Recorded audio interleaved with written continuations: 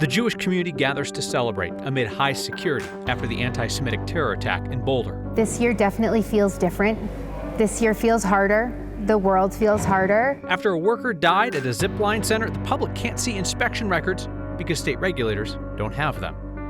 The wait for food assistance for pregnant women and young families should get shorter in Colorado. With this grant, we are able to provide more of a one-stop shop. And celebrating an officer who protected Denver and broke barriers. Tonight on Next. Police and security guards are standing watch outside Jewish houses of worship in Colorado as the community gathers to celebrate the Jewish New Year this week. Mark Salinger found a sense of comfort months after the anti-Semitic firebombing in Boulder. We are celebrating Rosh Hashanah, which is the New Year. On a day of celebration. And it is our biggest holiday every year. Security at Temple Emmanuel in Denver helps bring a sense of peace. Visible security actually is an enormous comfort. That hasn't always been the case, but we know that our community feels nervous. We know that our community is aware of how different this year might feel. Rabbi Emily Hyatt and Rabbi Elizabeth Sachs will host thousands of people over the Jewish holidays of Rosh Hashanah and Yom Kippur over the next couple of weeks. This year, security feels even more important. We really feel very acutely the aftermath of the attacks in Boulder. We know that there are people in our community who were there. We know that there are people who had loved ones who were there. This year feels harder. The world feels harder, but having security at Temple is not a new thing. We crossed that bridge a long time ago. The state of Colorado awards security grants to places of worship and nonprofits at high risk of terror attacks due to ideology, beliefs, or religion. This year, nearly 90% of the $250,000 went to Jewish organizations. Temple Emmanuel didn't get that money. It comes after the anti-Semitic terror attack in Boulder when a man threw Molotov cocktails at marchers in June. One person died and 13 others were injured. It's not enough just to have presence. It's actually about the relationship, and that is really what makes us safer. It's the relationship with our security teams and the relationship with the community all around us that gives us the comfort that we can be safe. Comfort so that everyone can enjoy the holidays. You have to be able to feel that presence in order to be able to feel like you can disconnect and be present here. Many synagogues and temples around the state are telling people coming to services this week that they will have armed security guards and police officers present. While we're not sharing specific security plans, the notion of having a visible presence of officers and guards is an important step in not only making people feel safe, but Kyle, also actually keeping people safe. Right, because you have to convince people to come to these spaces, and so that's a big part of it. And you have thousands of people. I mean, they're expecting 1,000 people for every service.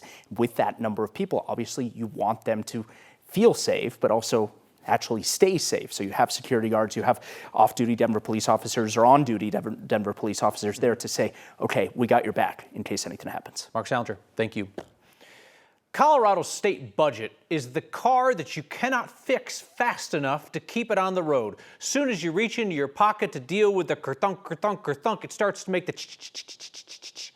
State legislators were just warned that they need to get the budget back into the shop, and this next fix is going to be expensive. This week, the governor's budget office and a nonpartisan economic team that works for the state legislature both warned budget cuts will be needed again in January. State legislators recently wrapped up a special session of revenue increases and spending cuts to deal with an $800 million budget deficit created by Republicans' Big Beautiful Bill in Washington. Well, now the state legislature's budget office predicts a nearly $850 million structural deficit for the upcoming fiscal year. Basically, more money expected to be going out than coming in.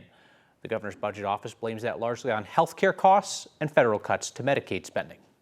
The pace of growth of the Medicaid budget is significant and driving a significant portion of the structural deficit, where you will continue to see big pressure on the budget.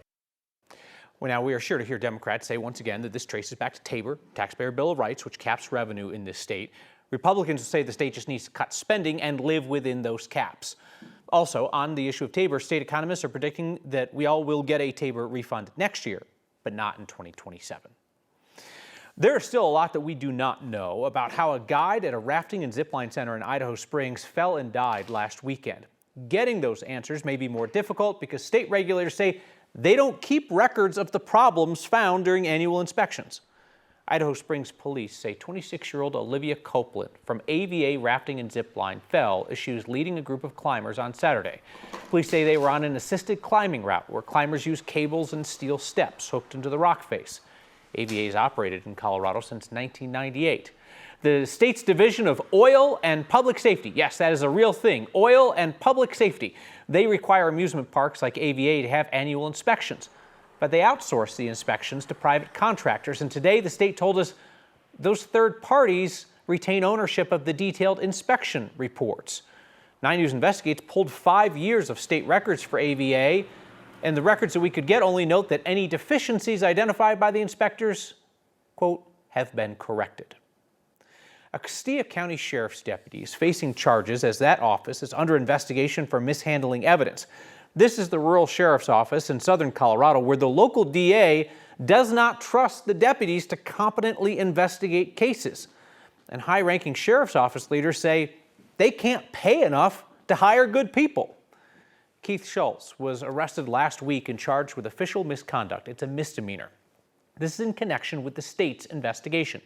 Back in July, District Attorney Ann Kelly raised concerns saying her office had dropped more than a dozen cases because the sheriff's office lost evidence, body camera footage, and incident reports. Last week, the Colorado Bureau of Investigation removed evidence from the sheriff's office and turned it over to the DA's office to be documented. The Attorney General's office at the state level has also started an investigation. Pregnant women, infants, and young children who are facing hunger in this state currently have to wait 4 weeks to access a program that provides free food. Our Angeline McCall looks at why that wait is supposed to end soon. When a program is in such demand, the answer is to make it more accessible. Yes, that is correct. Kate Bennett manages WIC, or the Women, Infants, and Children program with Denver Health. To help to reduce food insecurity that we're seeing across the families that we serve here at Denver Health. Since 2021, the program has seen a 30% increase from 13,000 people to 17,000 monthly at Denver Health. We do not have adequate staffing to manage the increased demand for WIC services. Right now, eligible families below the federal poverty rate need to make a separate appointment. That means a wait time of 4 weeks. But a $1 million grant approved by Denver City Council could change that. This grant, we are able to provide more of a one-stop shop so that when families come in for their pediatrician appointment or they come in for their OBGYN appointment, they can leave that day with WIC benefits as well. Mothers and families will be able to enroll while at OBGYN or pediatric appointments.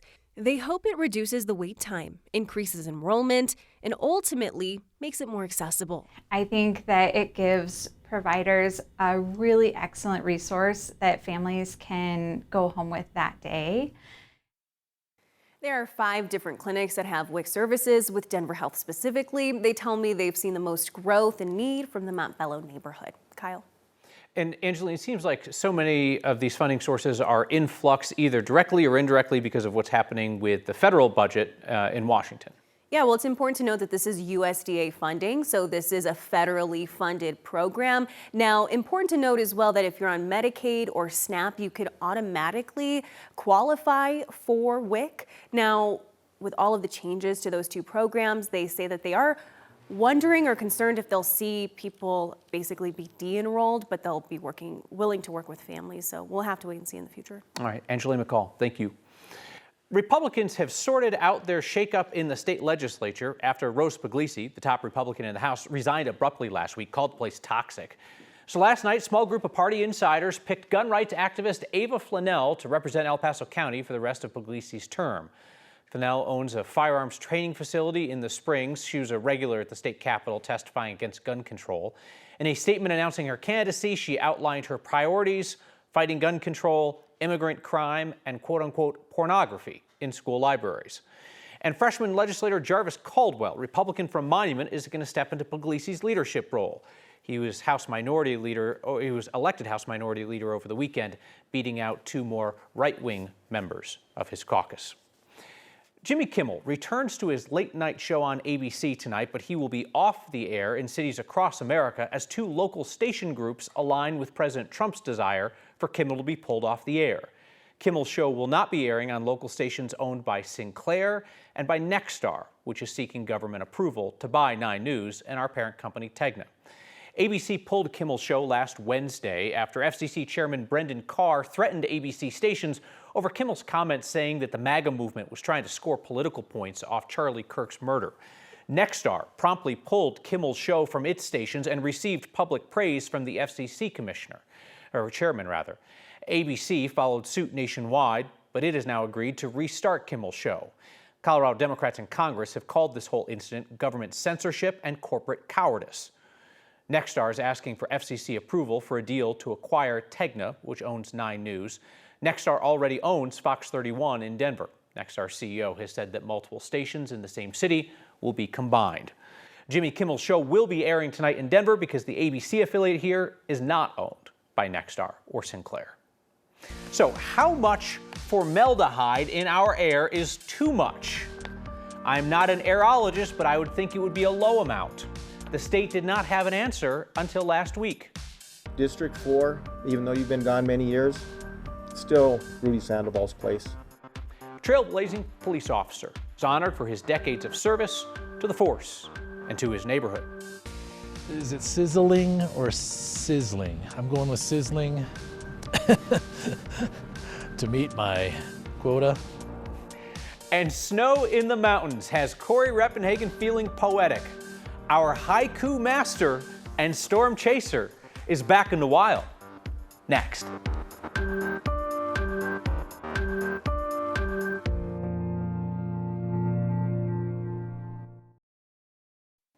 State regulators are putting new limits on 5 toxic air pollutants, though it will be a while before companies have to track those chemicals and report them to the state. Late last week, the state's Air Quality Control Commission voted to set new safety thresholds for chemicals including hydrogen sulfide, benzene, and formaldehyde, common byproducts of industrial operations. They're tied to cancer, neurological issues, and respiratory problems. The new rules essentially establish what the state considers to be the safe exposure levels for each chemical. Once the state legislature signs off on the new air quality standards, state air quality permits would require big polluters to comply. That process is likely to take more than a year. Today, we're seeing the first notable mountain snow of the season. I'll give you a look at Berthoud Pass today. Parts of the high country could get more than 8 inches of snow. Great time to take your small dog for a walk, I would say. We have entered the season of mountain traffic warnings without ceasing, and also the season of traffic cameras rendered useless by snow and rain droplets. Westbound I-70 is closed between Loveland Pass and Silverthorne because of a crash. Chris Bianchi, will Penny do her business in precipitation? Will she go in the rain? Will she go out and do her business? No, she won't. She will not. So Abby will not either, and which meant that we could not get her outside to do her business in the yard. Oh, these are our dogs, by the way, in case any of you think we have strange loved ones. These are our dogs. Abby would not go out from 6 p.m. last night till we finally got her out at 2 p.m. today.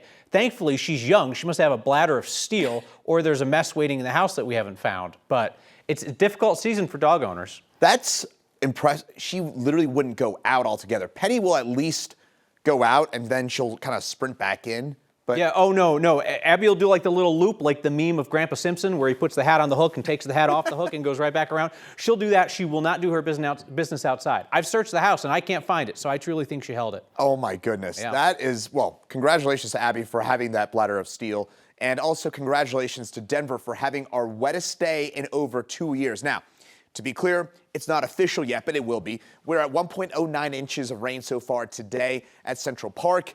We need exactly 0.08 of an inch for us to clinch this being our wettest day in 2+ years. We're going to get there probably within the hour for us. So again, it's our wettest day in 811 days, going back to July the 5th of 2023 for us at Central Park. And also, by the way, 9 News Studios, that rain continues and it's still got a bit more to go. So starting to dry things out though from north to south. First little leading edge of the dry air as our area low pressure spins off to our south and east. That's going to pull in some of that dry air, but again, we've seen plenty of rain. Also, could I just say, this is not just a drought-denting rain. This is a drought-busting rain. In Fort Collins, 1.5 inches of rain for you. Greeley, inch and a half of rain for you. This is a lot of beneficial water without the headaches of large hail, without the headaches of flooding. Good rain for us. It will end tonight, though. We'll be done with most of it by about 9 p.m., and by midnight, we'll be done with basically everything. 7-day forecast temperatures. We dry things out. Abby will like that forecast. We're back in the 70s and 80s the rest of the week. So there are women who watch this show who routinely will write in with concerns for Corey Reppenhagen when he is trapped here in the studio and not out in the wild. It's always the ladies, it's never the gentlemen who write. Well, fear not, ladies, because C-Rep is back where he belonged, happy to stand in the snow and serve up more of his meteorological observations, as always, in 17 syllables. Corey Reppenhagen is on the weather beat. Stunning start to snow. Break from sizzling Septembers. Seasonal throwback. That was Corey Reppenhagen on the weather beat.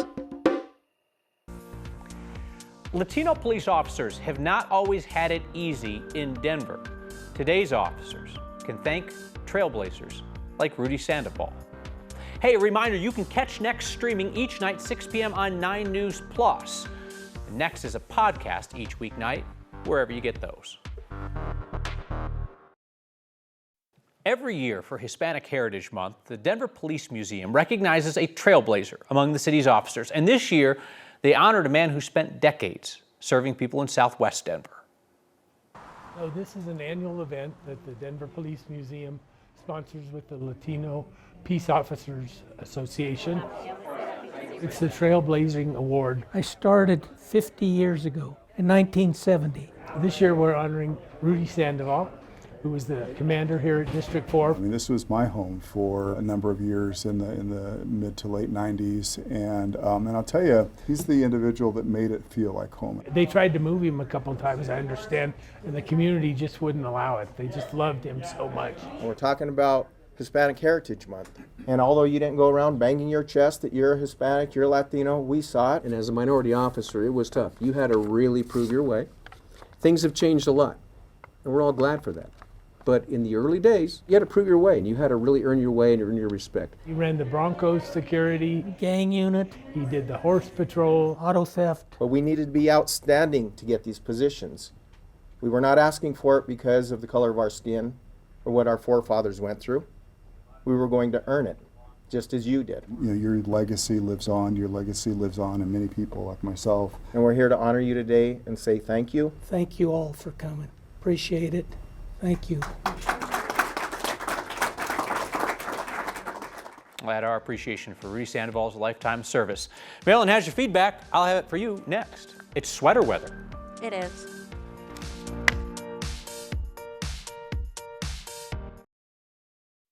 We finished with feedback from Henry in Highlands Ranch, who says, we lost electricity just before your show came on last night. Did you say anything important?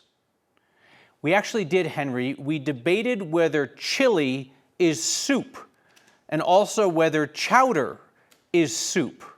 I'm in the chili is not soup camp. It was a very hearty discussion, like a bowl of said chili. Rob on X. X is a wonderful place these days to be. He says, Rob on X says, no one gives a blank what you think. Best thing that could happen is when 9 News gets shut down in the takeover, you get deported from Colorado. I spent a lovely weekend in Montana. I like it there. Where to next?